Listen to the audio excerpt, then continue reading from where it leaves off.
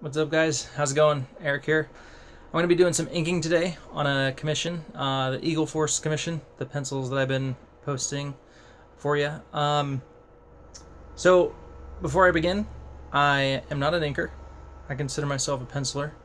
What I'm going to show you and share with you is just my thoughts, the techniques, the things that I picked up along the way. But again, I don't consider myself an inker by trade. I'm the penciler. I do ink my own stuff. I mainly ink. I don't think anyone else has inked my stuff. On one occasion, Mike Miller inked over my work. But I do ink my work because it's hard to find an inker and someone who does it well. An inker can add a lot to your work, but they can also take away from it. So I've chose to do it on my own and learn what I can, and so I'm going to share with you what I've learned, and you can apply it as you like, but let's jump right in. Cool. Alright, so this is where I'm at currently on the commission. I've got some of the guys fully inked, and now you're probably going to want to know what I'm using when I'm inking, so let me show you that over here. So I got this brush. These are Japanese. Let's see if I can find a name for you. I get mine at Hobby Lobby. Bimoji, I believe is the name. I got this from Hobby Lobby. They are, depending on the brush you get, they're $6. But I have a few of them. This brush is awesome. Let me show you the tip here. Hold on a second. This is a great brush. It has a great head on it, and it lasts fairly well. There's also these other ones with different tips. These are more just regular nibs, but they work really well. So I have a few of those, and then I also have my microns. You'll see I have a bunch of different sizes. Got my 5, 3, 2, 1, even have an 8. So I use them together, and honestly that's pretty much all I use. And what I've been using the brush for is my lines around the figures, because there's a lot more variety of stroke that you get. Now on this chick right here, you'll see I use the brush on these outlines. Now typically the lines that go around your characters are called your holding lines. I can get a really good variation on my holding lines with the brush, whereas this arm I inked with just the micron, and you'll notice it doesn't vary. It doesn't vary at all. Now I'd have to double it up a few times if I wanted to change the variation. Like here is a little bit thicker and I had to go over it a few times. But the brush, in one stroke, you can get the variation that you want. And so the holding lines, the outline around your character is going to look a lot more interesting, and you're going to vary the weight. It's just going to pop out a little bit more. This arm right here, you can just see how it looks a lot better. Going back to like 90s comics and things, Image Comics, most of those guys were doing, inking with brushes and things. Nib as well, they use the nib, but you get a lot more variation with those instruments. So working with the microns, I have to really work at getting, building up my lines. But I do use the brush, like I said, on my outlines. I can get a good variation. And then if I want to go and do like some of the interior lines with the brush, I could do that as well. So anyway, I'm going to start inking this character right here. And you guys can watch me as I do that, and I'll kind of explain a little bit. Before I begin, as I mentioned, I showed you my tools. Everything is totally up to you, what you want to use, what you feel comfortable with. The reason I don't use like a brush with an inkwell is just personal preference. And I just started using the brush, like I mentioned, on my outlines and things just more recently. And the brush is hard to use. It takes some practice and things.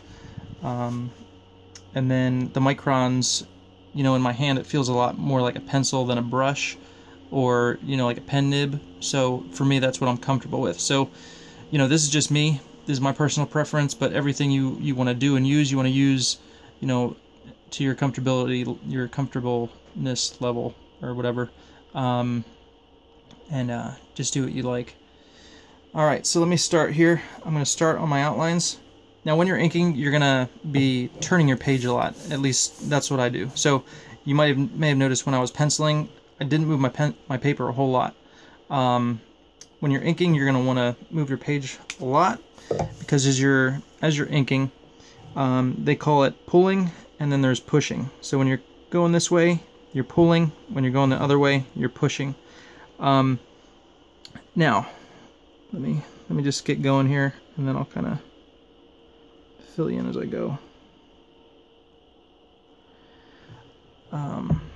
The brush is not very forgiving, so that's why you're going to want to practice in getting your lines how you like them. You know, just have something that you can mess up on. That's not a big deal. Just to kind of get comfortable if you're going to use a brush. But you can, like I said, you get some very nice line variation when you're using the brush. A question you might have is, well, how do you know when to get thick and how do you know when to get thin? An easy rule of thumb is think about where the shadow is going to be, where there's going to be darkness and where there's going to be light. So on this character, for instance, you know, you're coming from the back of her, which is probably going to be more in shadow, and then as you come closer you get thinner.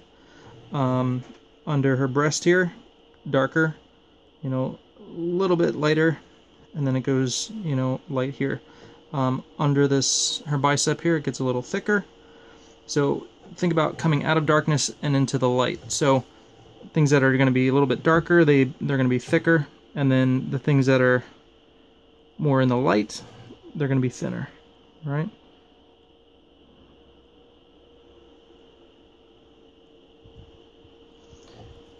And just to let you know, I'm not loving these strokes that I'm putting down right now.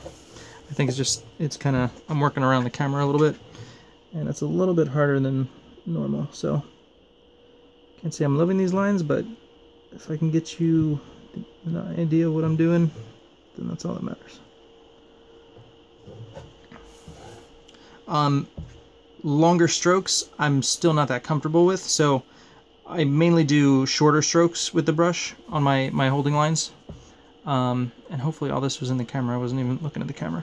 So like on legs and things like that, longer lines, I'm not super comfortable doing them in the brush yet, so what I'll do is I'll bust out my French curve, and I'll just go back to my microns, and I'll build that up with my French curve on longer lines if I don't feel comfortable. Like here, let's try this calf muscle here. How's the focus going? There. Alright. So as I get to the bottom, I'm going thicker. And you're just adjusting the pressure you're putting on the brush. You know, if I'm skipping areas, that's just the nature of the brush. And I would encourage you to look at some of the good inkers who are really good with brush.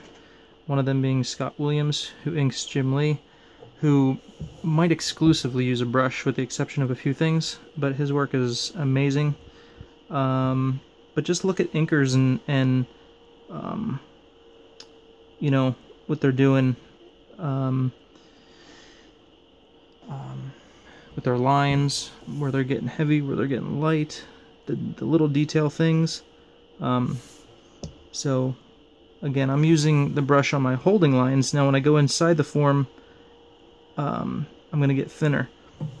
And on this particular piece, I'm going down as far as a 1 on some of these lines inside.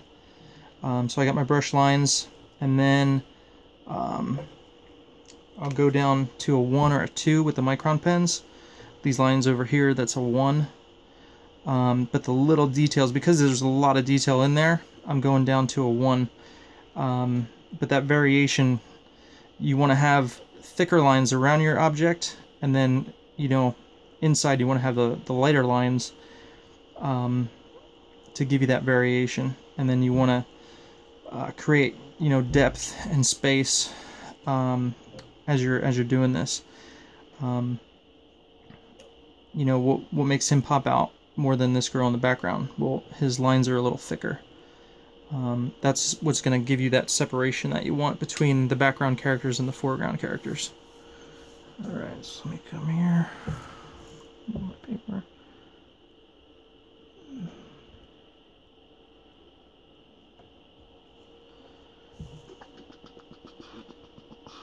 And this, you know, just takes a lot of practice. You know, experiment, with tools. Experiment with. I even like using a stinking ballpoint pen sometimes when I'm adding my inks to something, because it gives it a cool, just a cool, what's the word? You know, it's just different, and you know, that's the great thing about experimenting and getting things that you like, and getting comfortable with different things to use. Okay, now this is a 3, and I'm going to go back in and make sure it's focused, and then I'm going to start adding, you know, some other lines. So you kind of want to think thick to thin. I do my thicker lines first, and then as I move in to the interior of a character, I'm getting smaller. And again, here I'm still thinking about, you know, I want thicker lines on the outside, and then thinner lines as I go in. So I'm working with a 3 here.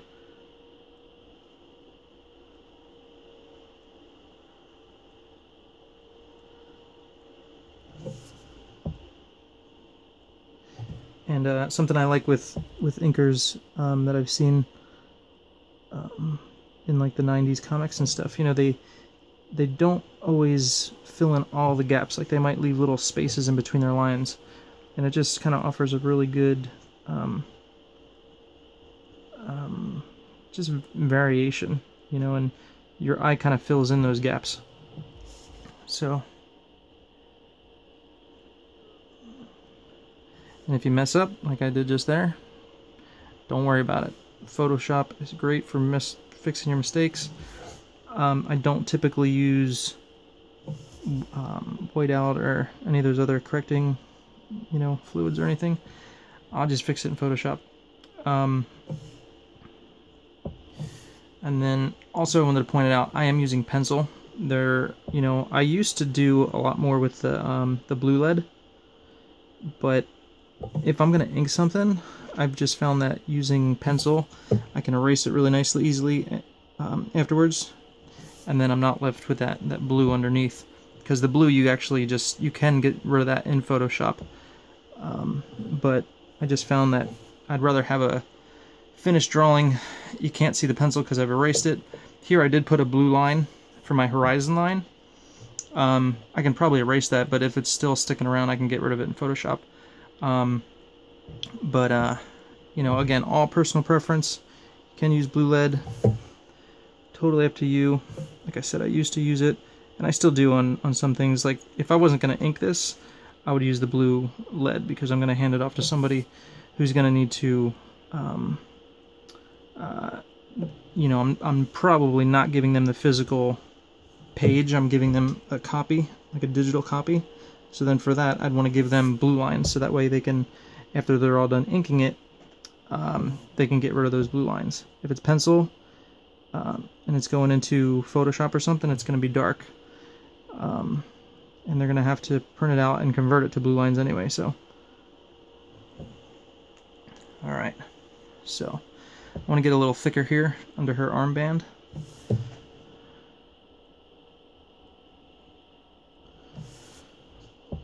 Make that look like it's underneath. And that's what, you know, good inkers, they have really good line variation. They're good at creating that, you know, showing space through the thickness and thinness of their lines. You know, some artists, forgive me if I mess up his name, but Stuart Immonen, you look at his pencils and the inks that Raw Badger does over his lines, it's like the holding lines are all the same thickness and variation. Now, but you'll notice things that are in the foreground, they have a thicker holding line, and then as you get back into space, those holding lines get smaller and smaller. But it's one thickness around the character, and then as you go inside, that's where the variation occurs. Not so much on the outside, but on the inside.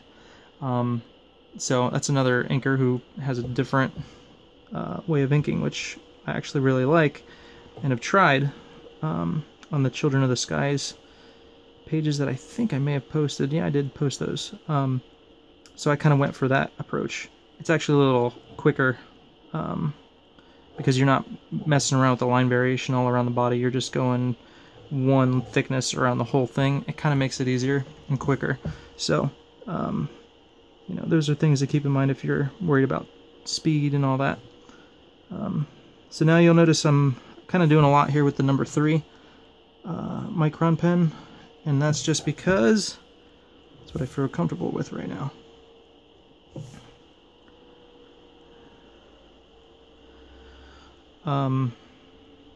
You know, I get to a point where I'm like, okay, the brush isn't totally working for me. As I mentioned, it's kind of weird working around the camera here. So I want it to look good. So I'm going to the 3. I'm going to my, this is like my fallback guy right here. Comfortable with it. I know how to use it. And I can make it look good.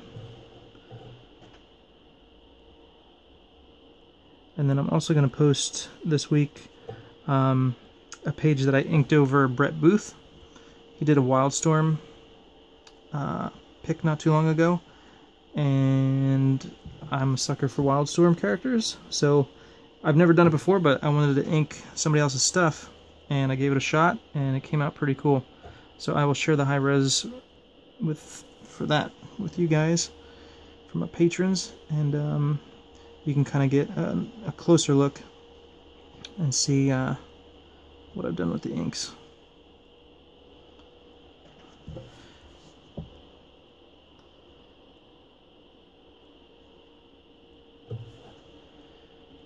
Alright, so I'm going to get thinner in there. I don't want to go too much. Sometimes, you know, it's easy as an inker, well, for me, to get carried away and start doing too much with this number 3, and then you just start to lose, I don't know what you call it, but the figure itself, it just starts to look a little flat. Like you don't get the variation, and it just kind of starts to look a little flat. So you have to be careful not to get carried away with one thickness. The variation, you know, kind of adds a lot to the character. So got to keep that in mind. So I'm going to go in with my number 1 micron, and I'll start doing some interior stuff.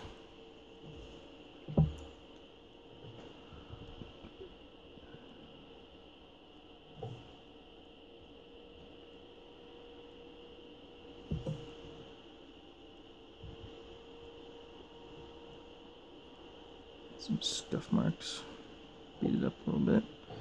I got these lines all in her costume that I'm going to have to, I want to go back and look at the character sheet because I believe her costume is all black, kind of similar to this guy. But I do have all these lines running around through it, so I'm going to have to figure out how I want to approach that. Alright, here's our glove here.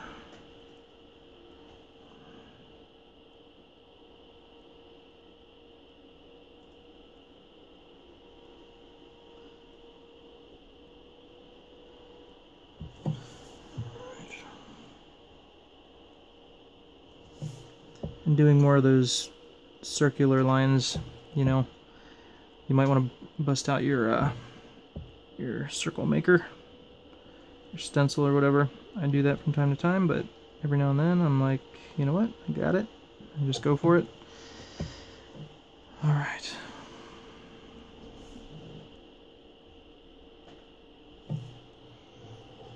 Alright, I'm gonna move into her face in a second. Let me pause this video so it's not super duper long, and I'm gonna start it over.